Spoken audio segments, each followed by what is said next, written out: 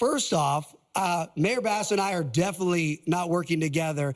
I blame this person for burning my house and my parents' house and my town and all my neighbors down. I am not working with Mayor Bass. Second off, if I wanted to run against anybody, it would be the council member who is terrible. Mayor Bass has at least been a mayor for almost 4 years and has, as she talked about earlier, the unions, all the unions endorse Mayor Bass. You think it's easier to run against the incumbent mayor with all the unions or a random city council member who's been a failure for 6 years? I would much rather run against Councilwoman Rahman. Thank you very much. So a debate for the next Los Angeles mayor was held, and outsider Spencer Pratt, who, guys, if you don't know who this guy is, you're about to, because he showed up in a major way during this debate. He took on the current mayor, Karen Bass, and a socialist candidate, city council member, Nithya Rahman, who basically wants to be Mom Donnie, LA. And during this entire debate, Spencer Pratt, not only did he hold his own, he outperformed the two city officials and basically showed that when you use common sense, that these Democrats, they either glitch, malfunction, or just flat out lie. And so let's go ahead and break this down. Let's start with what probably was the most telling answer from the Democrats on stage when they were asked about non-citizens voting in elections. Take a listen. This is a yes or no question and answer. So there's an LA council member. He wants voters to decide. He is saying that non-citizens, should they be allowed to vote in local elections? Is this a yes or no, Mr. Pratt? No. Mayor Bass? It depends. It's not a yes or no. Depends on what? Well, first of all, when you say non-citizens, it doesn't mean they're here illegal. It doesn't mean they're undocumented. They could have green cards. They could be here perfectly legal. And there's a lot of states and cities that do that on very, very local elections. We have to see what the councilman is proposing. Councilmember Bremen? Yeah, I would say, again, it does depend. In other places, school boards have non-citizens yes or no? Non-citizens who vote Mr. Pratt, I have a question for you. You told NBC News. I mean, I guess Trump was right about the whole non-citizens voting in elections. You got Spencer Pratt using common sense saying no. Then you got Karen Bass saying it depends. Nithya Rahman saying it depends. And so they're not even hiding it anymore, ladies and gentlemen. This is exactly why Democrats are against voter ID. Do you think for 1 second that if they can pass this in a local level in a city like Los Angeles, that eventually they won't try to expand it? That they won't try to blur the lines between citizens and non-citizens? Of course they will. But let's go to the next clip where Spencer Pratt starts pulling receipts, ladies and gentlemen. This is where it gets pretty interesting. He starts pulling receipts and holding current mayor Karen Bass accountable. Take a listen. Fire. You lost your neighborhood. How does that really color your view of what needs to happen at this point? And how does that help others moving forward? Yes, thank you for the question. To the Mayor Karen Bass's, the 1,000 firefighters that were available, but there was no engines for them because of the $17 million that Chief Crowley had asked the mayor for 9 weeks before, and Mayor Karen Bass denied it. So they may have been available, but they didn't have the equipment they needed. Not to mention Janice Quinones, who Mayor Karen Bass put into her position of power at the LA DWP. She drained both of these reservoirs that these firefighters needed to put out these fires. A lot of people will talk about climate change and hurricane force winds. The winds in the Pacific Palisades never reached higher than 40 miles per hour. For those first 6 hours, they didn't go above 27 miles per hour. So without those two reservoirs filled with 117 million gallons and 5 million gallons, these firefighters had to fly all the way to Malibu and Encino to get water. So that, to me, is the most dangerous thing that the mayor put us up against. Mr. Pratt, a follow-up here, though. What would you do moving forward that would make this better 2 years from now if we face the same situation? Well, first off, as mayor, I will never drain the reservoirs that we need for wildfire protection. There's this conspiracy now that they're empty, that they were for drinking water. But if you research it, they were actually made for wildfire protection. As mayor, I'm going to add 20 dip sites all around the communities connecting to pools. So God forbid the water system goes down again, these dip sites that will be connected to individuals' pools will fill up for the helicopters to have water. Mayor Bass, do you have a response to that? Yeah, absolutely. He's saying several things that are completely inaccurate. First of all, There was one reservoir that was out of commission. He is correct. 1 million years ago, it was for wildfires, but over the last 30, 40 years, it's been for drinking water. He talked about the winds. That is just completely inaccurate. If that were accurate, then the planes would have been able to fly. And so the winds reached close to 100 miles an hour, and the planes were unable to fly. So if there were reservoirs, if that reservoir had been open, it would not have worked. We had 2 other reservoirs totaling Mayor 8 billion gallons that were available. Thank you. Could not fly. Yes, she mentioned me. So she's an incredible liar. Everyone on their phones, Google it. 40 weather stations in the Pacific Palisades. It never went above 40 miles per hour. She is referencing the Altadena fire. I have to interrupt you.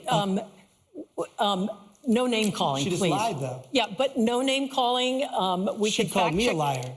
I did don't not. believe. All right, so let's go ahead and take a look at this right here. What does it say? It says key report winds, forecasting general events. Santa Ana winds with gusts forecast 60 to 80 miles per hour, up to 90 miles per hour in mountainous areas. Some reports noted gusts up to 80 miles per hour or more, contributing to rapid fire spread. In Pacific Palisades itself, that's what he's referring to. The highest recorded gust was 38 miles per hour, ladies and gentlemen, at 6:30 on January 7th, the National Weather Service that came from. And nearby areas, Malibu, Santa Monica Mountains, sustained winds peaked at 35 to 40 miles per hour during key periods.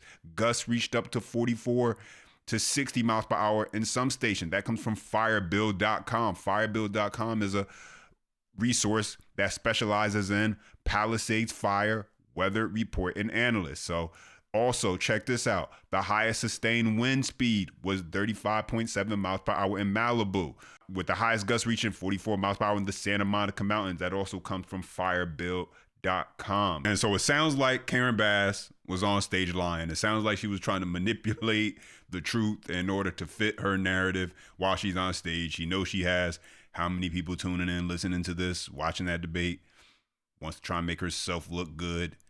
And so Spencer Pratt called her out on it. And so everyone knows that a major issue in Los Angeles is the homelessness issue. And so let's get into this part where Spencer Pratt, he pulls even more receipts on Karen Bass, ladies and gentlemen. Take a listen. But I think that I deserve a second term, and I'm going to fight for that because we have made significant progress in a variety of areas. For example, homelessness was going up year after year, and under my watch, it is the first time we've had a decrease in street homelessness. While it went up in the country, 18%, it came down in Los Angeles, 17.5%. First off, inside safe, I like to say inside safe makes all of us outside unsafe. The reality is no matter how many beds you give these people, they are on super meth. They are on fentanyl. The DEA statistic says 93% of this is a drug addiction problem. Nithya, Councilwoman Robbins' plan for treatment first, I will go below the Harbor Freeway tomorrow with her, and we can find some of these people she's gonna offer treatment for.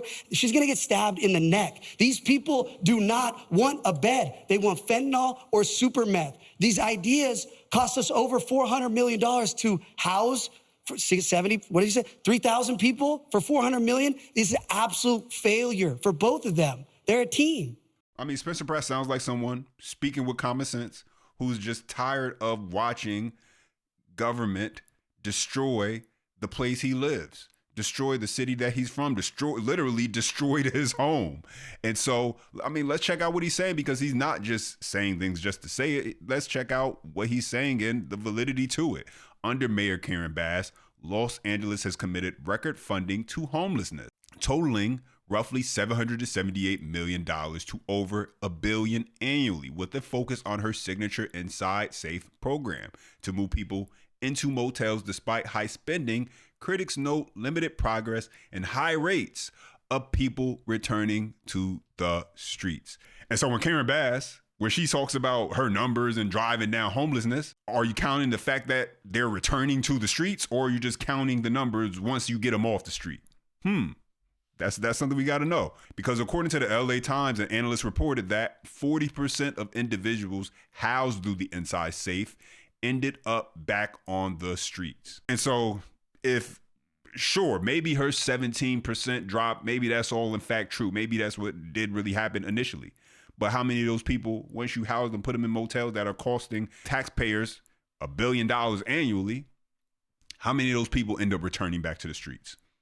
Because it's not just a homelessness issue you're dealing with.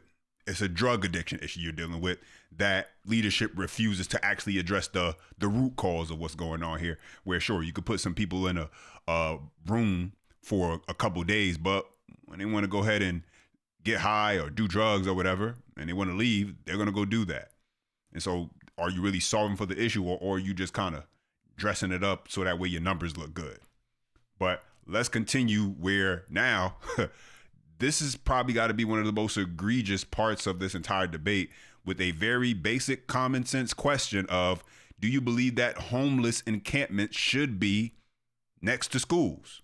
And apparently that requires some well drawn out answer from Nithya Raman, the Mamdani LA candidate, who seems to not be able to answer that so well.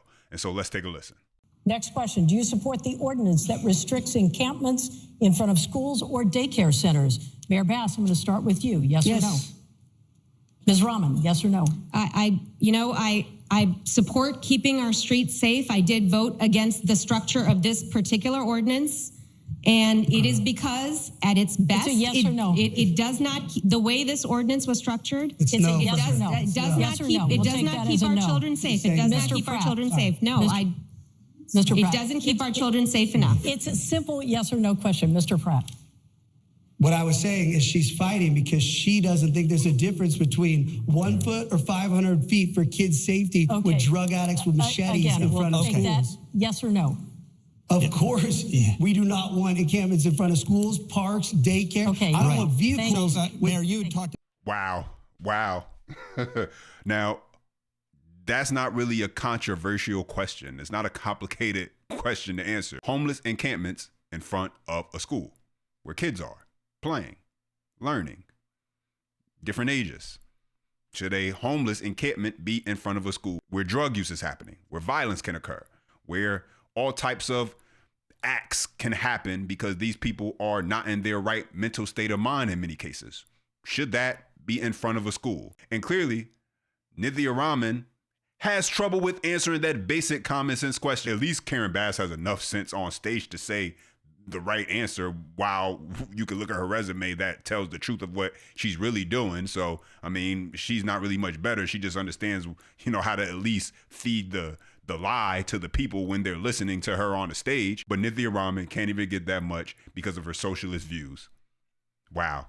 But let's go ahead and continue, because this is actually just sad, where Spencer Pratt, I mean, listen, we knew it was bad when it came to Hollywood and how movies aren't being made and how, companies and, films are being made outside of Los Angeles a lot more now than before. But Spencer Pratt actually breaks down what the producers have to go through in order to actually get safety and security while they're trying to film, as well as he explains restaurant, service industry employees, what they have to deal with on a regular daily basis. And so take a listen to this. This is ridiculous. Take a listen. We needed a mayor 3 years ago that was going to Sacramento and fighting the governor to get uncapped tax credits. We need post-production tax credits. And Councilwoman Rahman will tell you, my husband's a producer, blah, blah, blah. The reality is she's been in power for 5 years. Now, all of a sudden, she has these tweets and these posts, and she's doing Substacks.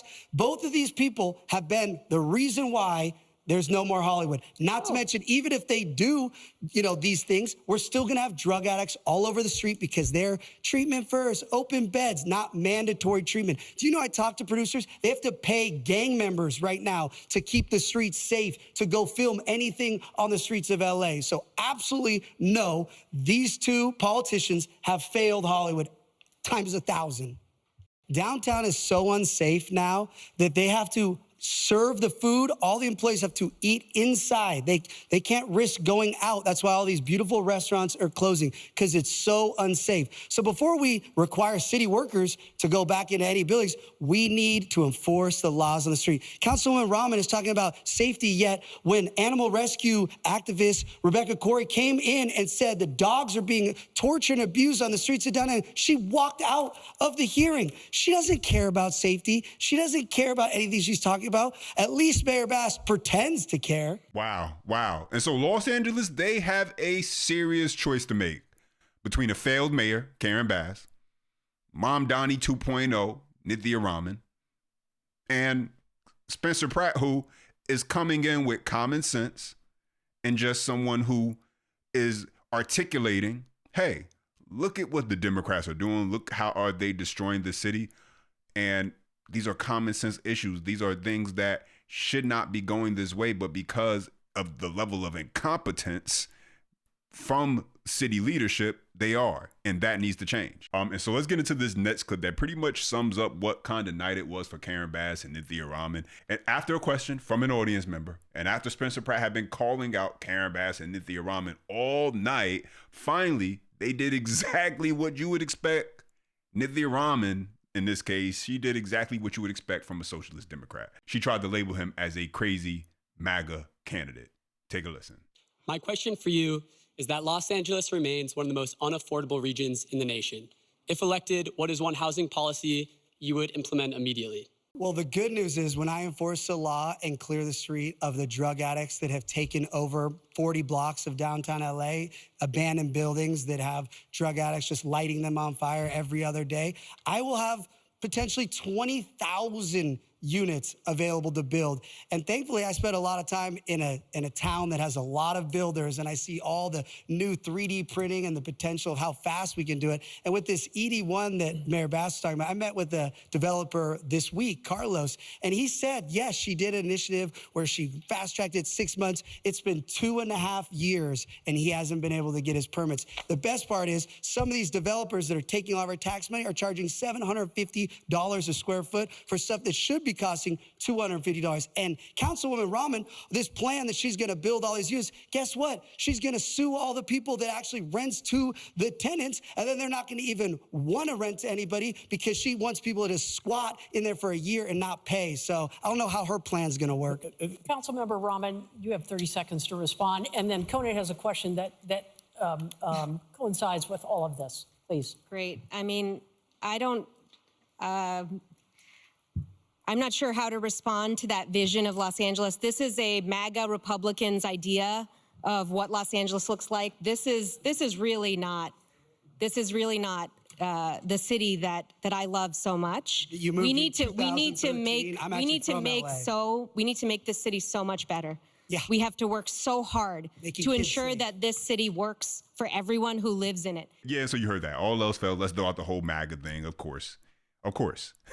That's how you know he had her at that point. But we'll see how this goes. Los Angeles, they have a choice to make. I mean, California in general, they have a choice to make. On the governor's level, you've seen Republicans, they're out there.